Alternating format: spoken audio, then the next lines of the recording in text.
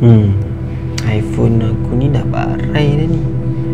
Nak beli iPhone baru mahal, boleh beli motor sebiji. Cari iPhone second hand lah. Kalau korang pun ada terfikir macam aku ni, video ni memanglah untuk korang semua. Okay guys, Assalamualaikum dan salam sejahtera. Saya Adam daripada Askatek. Yang mana yang belum subscribe, aku mohon korang tolong subscribe untuk support YouTuber pemula macam aku ni, untuk bantu aku buat video-video yang lebih baik dan menarik untuk korang semua. Okay, tanpa melengahkan masa lagi, dalam video kali ni kita nak cerita pasal tips untuk beli iPhone second hand. So sebelum aku mula dengan tips, ini adalah untuk orang-orang yang nak beli iPhone second hand. Sebelum kita start, ada 3 benda yang korang kena bawa waktu korang beli iPhone second hand. Yang pertama sekali, korang perlu ada SIM card yang ada data dan boleh digunakan. Yang nombor 2, korang boleh bawa satu power bank dengan charger iPhone. Dan nombor 3, korang bawa satu phone yang boleh pakai data lah. Kenapa korang perlukan 3 benda ni? Kau akan cerita dengan lebih lanjut dalam tips-tips nanti. Tips yang pertama aku adalah harga. Korang kena tahu harga semasa untuk iPhone model tersebut lah, supaya korang tak tertipu dan tak beli phone yang mungkin mahal sikit daripada harga yang diorang tawarkan. Jadi kat sini aku ada check out 4 seller. 4 seller ni memang seller yang trusted lah, aku boleh kata. Tapi aku tak bagi nama, aku bagi seller A, B, C, D. Dan pada aku seller A ni ada yang paling murah sekali dan harga yang paling berbaloi. Kalau korang rasa-rasa mana phone yang korang akan ambil? Kalau aku personally, aku akan ambil iPhone XS dengan 256GB lah. Tapi korang pula macam mana? Sebab pada aku, iPhone tu memang harga dia murah. Dan kalau aku jual balik pun aku tak rugi. Mungkin aku boleh balik modal kalau jual balik sebagai iPhone second hand. Tips yang kedua adalah scammer alert. So korang jangan terpedaya dengan scammer-scammer. Kalau phone tu dijual pada tanda harga yang sangat murah, so korang kena alert lah. Make sure barang tu boleh beli secara COD. Sebab dalam tips-tips aku ni pun, aku semua ni adalah tips untuk COD tau. Bukannya korang boleh bayar online sampai baru korang nak test semua. Ni tips untuk barang COD. Aku memang tak galakkan langsung untuk beli iPhone second hand secara online, sebab korang tak boleh check out barang tu sendiri. Make sure tak ada deposit yang pelik-pelik. And then make sure diorang tak paksa-paksa korang suruh bank in cepat-cepat apa semua. Nanti diorang akan senyap. Banyak lagi tips-tips scammer ni korang boleh check out. Tapi itu antara tips yang utama lah. Kalau dia macam suspicious, harga murah dan tak masuk akal, korang rasa nak beli. Termasuk juga dengan scammer ni, aku nak cakap yang korang make sure beli iPhone, kalau COD sekalipun, make sure beli dekat kedai ataupun tempat yang terbuka dan ramai orang lah waktu berjumpa tu. Jangan masuk dekat office yang gelap ataupun lorong-lorong gelap. Sebab faham lah kan, nak beli iPhone kita mesti bawa duit yang banyak. Takut diorang memang target orang-orang yang bawa duit ni untuk scam ataupun untuk curi ataupun untuk ugut bagi duit yang kita bawa tu. So just be careful lah. Kita tak tahu, kita kena jaga keselamatan kita sendiri. Untuk tips yang ketiga adalah check Apple ID. Macam mana cara korang nak check Apple ID ni? Korang just pergi kat setting, tengok dekat bahagian iCloud punya setting. Make sure tak ada apa-apa iCloud login dekat situ. Sebab takut kalau iPhone yang ada iCloud lock, dah ada login kat situ dan dia di lock, korang nanti tak boleh pakai pun iPhone tu. So tak ada guna korang beli iPhone tu. Terusnya nak check untuk Apple ID punya lock ni, korang just boleh pergi dekat setting dan resetkan semua data kepada factory setting. So korang pergi kat setting, pergi bawah sekali, reset all content and setting. Lepas dah reset tu, dia akan boot balik semula dan korang boleh check out dekat situ kalau dia ada keluar activation lock ke, iCloud activation code ke. So make sure suruh seller tu lock out dia punya account dulu, then korang log in dan try. Kita masuk tips yang keempat adalah korang perlu resetkan phone tu sendiri. Maksud aku, walaupun orang tu dah reset kan, korang lepas on semua, korang reset balik telefon tu. Reset tu factory setting yang macam aku cakap tadi, reset all. Kenapa? Sebab korang nak pastikan nombor 1, phone tu bukanlah phone iCloud lock, phone tu bukanlah phone yang ada telco lock, ataupun phone tu bukanlah phone yang turbo SIM ataupun apa-apa lock yang kaitan dengannya lah. Lepas korang reset factory setting tu, korang ambil SIM card yang aku cakap tadi suruh bawa tu, masukkan SIM card dekat dalam phone tu dan try dulu pakai. Kalau okey semua, baru kita proceed dengan tips yang seterusnya. Tips yang seterusnya, lepas korang masuk SIM card, korang check dulu dia punya screen. Waktu dia on tu, dia akan keluar gambar hello kan, hello warna putih semua.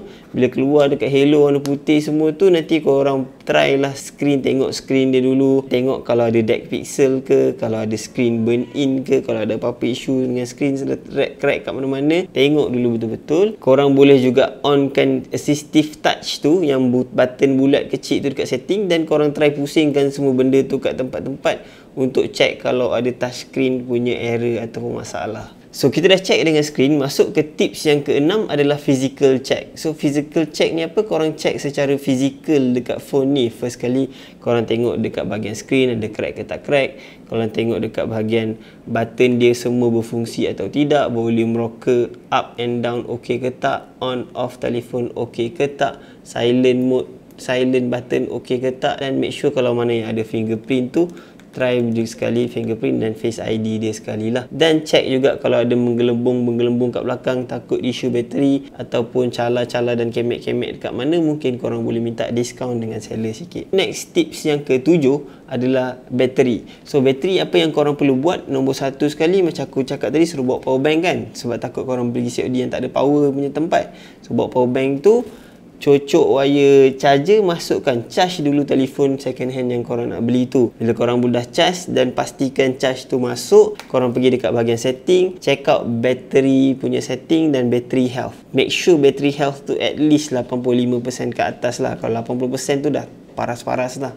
Tapi kalau bawah 80%, korang cakap dengan seller yang bateri ni mungkin akan rosak nanti, korang boleh minta diskaun ataupun minta seller tukarkan bateri baru korang proceed lah. Kalau tak, nanti pakai dalam beberapa bulan, tak sampai setahun, nanti bateri issue, korang kena pergi repair, hantar bateri. Kalau tengok price list tadi, iPhone second hand pun bukanlah murah sangat, 1000 lebih, 2000 pun ada. Jadi kalau kau nak spend 1000 atau 2000, mestilah kita nak dapat barang yang baik, betul kan? So check bateri dulu. Tips yang ke-8, check speaker, mikrofon dan benda-benda yang saya akan tanya dengannya. Benda ni mudah je korang nak buat. Korang just buka phone dan try buat call lah. Bila buat call, buat video call, pakai WhatsApp ke apa ke, dan make sure korang onkan dia punya loudspeaker, cuba cakap, and then try kamera depan okey ke tak, try kamera belakang okey ke tak, dan try speaker phone yang biasa, try call okey ke tidak. Kalau semua okey, then kita boleh proceed ke tips yang ke-9, iaitu kamera. So dari segi kamera ni, dia bergantung pada model phone apa yang korang ada. Macam kat tangan aku ni iPhone yang lama, so dia ada satu kamera depan, satu kamera belakang. Aku just test ambil gambar kamera depan dan kamera belakang sajalah. Tapi kalau ada phone yang baru-baru ni ada 3 kamera, iPhone 11 Pro dan sebagainya, try semua kamera. Maksud aku, try dia punya portrait mode, try dia punya telephoto, try dia punya night mode, try dia punya ultra wide dan seangkatan dengannya. Make sure semua kamera tersebut berfungsi dengan okey, baru korang boleh proceed. Oh, jangan lupa check flash sekali. Sekarang kalau korang beli iPhone, tiba-tiba flash tak boleh pakai kan, klik-klik pula kan. And then next adalah check dia punya fingerprint ID dan face unlock.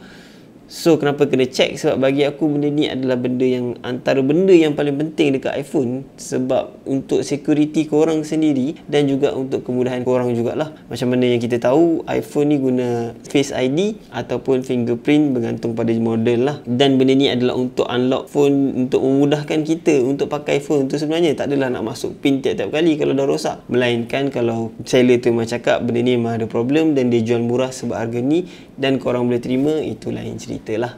Tapi kalau korang nak beli yang elok, make sure check betul-betul dulu. Okey, tadi aku ada cakap pasal telco lock kan. Apa tu telco lock? So dekat Malaysia ni, MY punya set, kita ada phone yang Digi, Maxi, Celcom, U-Mobile jual iPhone. Telco lock ni adalah orang yang beli daripada telco, kemudian orang tersebut dia jual iPhone tu dan dia tak bayar bil. Bila dia tak bayar bil, phone tu punya email dah kena lock dan dia dah tak boleh pakai mana-mana SIM card dekat telefon tu. Phone tu hanya boleh pakai data, guna wifi sajalah, jadi tak berguna jugalah telefon. Bukan telefon lah jadi dia, jadi macam iPod pula. So make sure korang punya phone tu tak telco lock kalau korang nak belilah. Next, berkaitan juga dengan telco lock ni, kita ada satu phone yang dipanggil turbo SIM. Jadi phone turbo SIM ni actually dia telco lock juga bagi aku lah. Sebab phone turbo SIM ni adalah phone yang datang daripada US punya set. Macam mana kita tahu dekat US ni dia ada telco-telco macam Verizon, macam AT&T yang diorang jual diorang punya bill sekali dengan phone. Dan mostly orang US memang selalunya diorang beli bill sekali dengan phone.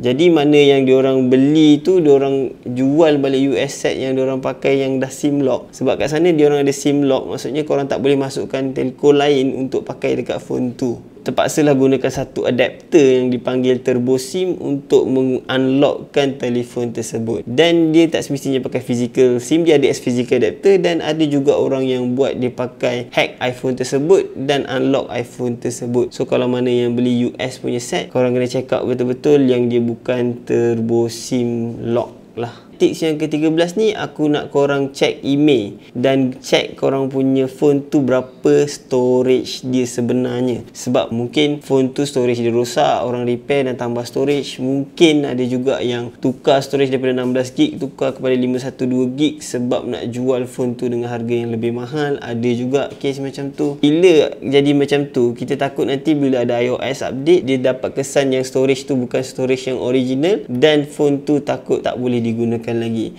So make sure korang check, pakai email yang korang dah boleh dapat daripada bahagian setting, pergi bahagian general dan about phone, tengok email phone tersebut dan masukkan dekat phone iPhone checker. Macam contoh phone ni iPhone 6s dengan 64GB. So kalau tiba-tiba dekat dalam website tu tunjuk ini adalah iPhone 6s yang 128GB. Jadi ini sebenarnya dia dah tukar storage. Korang kena berwaspadalah, takut nanti jadi isu masa akan datang. Satu lagi cara untuk dapatkan email, korang boleh just tekan *#06# dan dia akan keluar email dekat situ. Korang boleh check juga dekat website. Untuk tips yang seterusnya adalah dari segi wifi dan hotspot. Macam aku cakap tadi, korang kena bawa satu phone yang ada wifi ataupun hotspot dan data kan.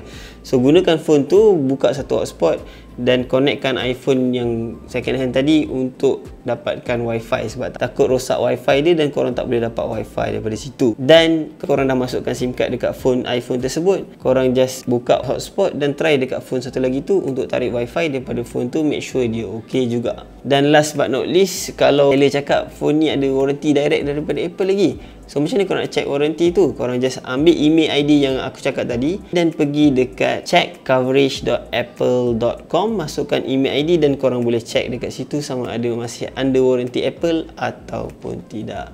Jadi ini adalah sikit sebanyak sharing aku. Aku akan cuba buatkan video ni secara ringkas dan padat dan aku akan tinggalkan satu screen dekat sini supaya korang boleh check out. Sebab aku sendiri pun tak boleh ingat semua kalau nak pergi tu, nak check semua kan. At least ada checklist.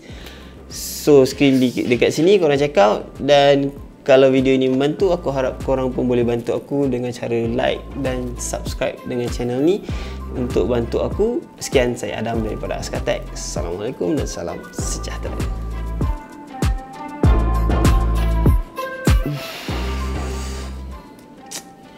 Inilah iPhone ni sebenarnya aku dah tak pakai dah sebenarnya ni. Dah lama tak pakai. Okay guys, ciao.